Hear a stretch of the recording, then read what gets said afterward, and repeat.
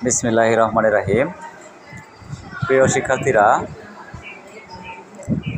প্রতিবেদন লেখার দ্বিতীয় পর্বে আজ তোমাদের জন্য আলোচনায় থাকছে প্রাতিষ্ঠানিক প্রতিবেদন লেখার নিয়ম। প্রথম পর্বে তোমাদেরকে দুই প্রকার প্রতিবেদন সম্পর্কে দেখিয়েছিলাম কিভাবে লিখতে।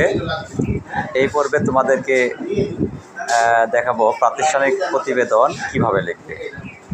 আশা করি এসএসসি শ্রেণীর সকলের জন্য খুবই গুরুত্বপূর্ণ কাজে আসবে।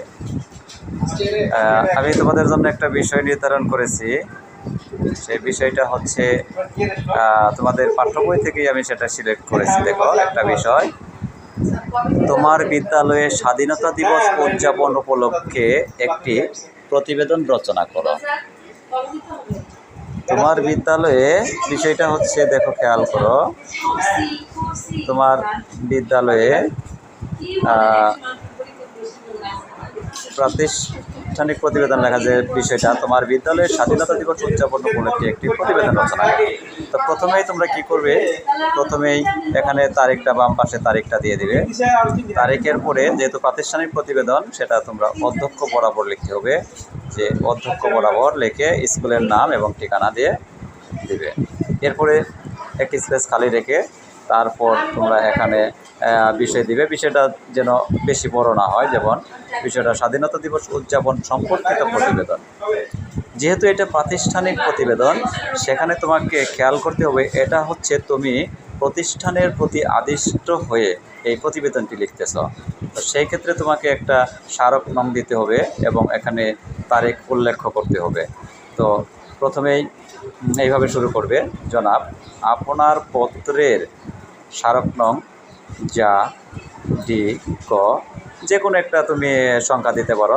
আমি 26/4 দিয়েছি। তারিখটা তুমি নিজের মতো বসায় নেবে। তারিখ 27 মার্চ 2026। সূত্র মতে আদিষ্ট হয়ে নিম্নোক্ত প্রতিবেদনটি পেশ করছি। এরপরে কি তোমার নিজে তুমি নিজে যে লিখতেছো, তোমার একটা পরিচয় এখানে তুলে ধরবে, যে নিবেদক জাকির মোল্লা, বাংলাদেশ গ্লোরিয়াস স্কুল, রূপগঞ্জ, নারায়ণগঞ্জ। আরেকটু সামনের দিকে এগিয়ে যায় এখন। এরপরে তোমাকে আবার সেই আগের প্রতিবেদনের মতোই তোমাকে একটা বিষয় নির্ধারণ করতে হবে। সেই বিষয়টা হচ্ছে কি, একটা শিরোনাম দিতে হবে। প্রতিবেদন বলতেই প্রতিবেদনটার শিরোনাম অত্যন্ত সুন্দর হতে হবে। এখানে শিরোনামটা তুমি একটু বোল্ড করে লিখবে। আসলে কখনোই দুইবার করে দাগ দিবে না, একটু মোটা করে লিখতে পারো অথবা একটু বড় করে লিখবে। লিখে নিচে একটা আন্ডারলাইন করবে। আমি যেভাবে আন্ডারলাইন করেছি তোমরা সেটাকে নীল অথবা সবুজ কালি ইউজ করতে পারো, কখনোই লাল কালি নয়। আমি এখানে লাল কালি দিয়ে তোমাদের মার্ক করে দেখাচ্ছি বলে তোমরা কেউ লাল কালি দেবে না। আমি কিন্তু কালো কালি দিয়ে আন্ডারলাইন করেছি। তো তোমরা এখানে সবাই সবুজ কালি বা নীল কালি ইউজ করবে। এছাড়া কিন্তু তুমি অন্য কোনো কালার ব্যবহার করলে তোমাকে 0 দিতে পারে। তো আমি শুরু করছি। তুমি তোমার মতো করে লিখবে। যে বইয়ের ভাষায় লিখতে হবে মুখস্থ করে এমন নয়, তুমি এর থেকে আরও সুন্দর করে লিখতে পারো, তোমার যদি সেই বানানোর সামর্থ্য থাকে। 26শে মার্চ আমাদের জাতীয় জীবনে এক গুরুত্বপূর্ণ অধ্যায়। এদিন বাঙালি জীবনে আনন্দের জোয়ার বয়ে যায়, কারণ আমাদের স্বাধীনতা দিবস। গত 26শে মার্চ 2026 আমাদের কলেজের স্বাধীনতা। এখানে কলেজের জায়গায় তুমি বিদ্যালয়ে দিবে। যেহেতু তুমি স্কুলের শিক্ষার্থী, তুমি এখানে কলেজের জায়গায় বিদ্যালয়ে দিবে। বিদ্যালয়ে স্বাধীনতা দিবস উপলক্ষে জমকালো অনুষ্ঠানের আয়োজন করা হয়। সকাল 10টায় কলেজ অধ্যক্ষ, সমাজসেবক, শিক্ষক মণ্ডলী ও শিক্ষার্থীদের উপস্থিতিতে। তো আরেকটা জিনিস, এখানে তুমি এই যে প্রথমে যে অধ্যক্ষ দিতে পারো, প্রধান শিক্ষকও দিতে পারো। তুমি যদি স্কুল, শুধু স্কুল হয়, আর যদি স্কুল অ্যান্ড কলেজ হয় তাহলে তুমি এখানে দিতে পারো প্রধান শিক্ষক। আর যদি স্কুল অ্যান্ড কলেজ হয় তাহলে অধ্যক্ষ দিলে সমস্যা নেই। আর এখানে তুমি মাঝখানে বিদ্যালয় বা কলেজ দুইটাই ব্যবহার করতে পারো। তো এখন তুমি এখানে সুন্দর মতো সেটাকে সাজিয়ে লিখবে। এরপরে কী কী ছিল স্বাধীনতা সম্পর্কে, 26শে মার্চ সম্পর্কে একটু ব্যাখ্যা করার পরে তুমি সেদিন যে যে যে আয়োজন ছিল, এখানে দেখো কিছু আয়োজন এদিন কী কী ছিল। আলোচনার শেষে সাংস্কৃতিক অনুষ্ঠান কবিতা রচনা ও পাঠ ছন্দ লেখন, তারপরে কবিতা আবৃত্তি, মনে করা যে কবিতা আবৃত্তি, দেশাত্মবোধক গান, এখানে দেশাত্মবোধক গান, সঙ্গীত, তারপরে বক্তৃতা, বিতর্ক প্রতিযোগিতা, এইগুলোর সমস্ত কিছু একটা পর্যায়ে নিয়ে গেলে এখানে কে প্রথম দ্বিতীয় হয়েছিল তাদেরকে পুরস্কার তুলে দেন অধ্যক্ষ মহোদয়, এরকম একটা কিছু তুমি নিজের মতো করে লিখবে। তারপরে সব শেষে তুমি শেষ করতে পারো এই স্বাধীনতা দিবস এর মাহাত্ম্য তাৎপর্য সম্পর্কে তাদের মধ্যে দেশের প্রতি ও ভালোবাসা জাগ্রত হয় এখন এমনভাবে আনন্দঘন পরিবেশে সম্পন্ন হয় আমাদের অনুষ্ঠানটি শেষ করে ফেলে। তবে শেষে যেটা গুরুত্বপূর্ণ, এই প্রতিবেদনের মধ্যে কিন্তু তোমাকে একটা সংক্ষিপ্ত পরিচিতি দিতে হবে। এই সংক্ষিপ্ত পরিচিতি অনেকেই অনেকভাবে দেয়।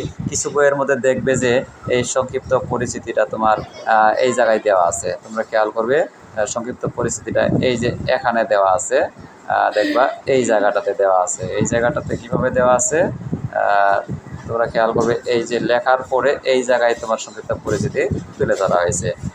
কিন্তু তোমরা এই জায়গাটাতে না দিয়ে সবার শেষে যদি তোমরা দাও তাহলে সব থেকে ভালো। আমি মনে করি তোমরা সবাই এই সংক্ষিপ্ত পরিস্থিতিটা সব শেষে দিবে। বিশেষ বেশি কিছু লেখার দরকার নেই। অনেকেই এখানে লিখবে প্রতিবেদনের ধরন, প্রতিবেদনের অমুক এইগুলো লেখার দরকার নেই। তুমি শুধু এই 4টা জিনিস যদি লিখতে পারো, প্রতিবেদকের নাম, ওই যে প্রতিবেদক তোমার নাম, নিজের নাম উপরে যেটা দিচ্ছ সেটা, প্রতিবেদনের শিরোনামটা কি, স্বাধীনতা দিবস, যে উপরে যে বিষয়টা আমরা হেডলাইনে দিয়েছি দেখো এখানে খেয়াল করো, আমার প্রতিবেদনের বিষয়টা এখানে দেওয়া আছে, স্বাধীনতা দিবস উদযাপন সম্পর্কিত প্রতিবেদন। এইটুকু, এটা হচ্ছে প্রতিবেদনের শিরোনাম।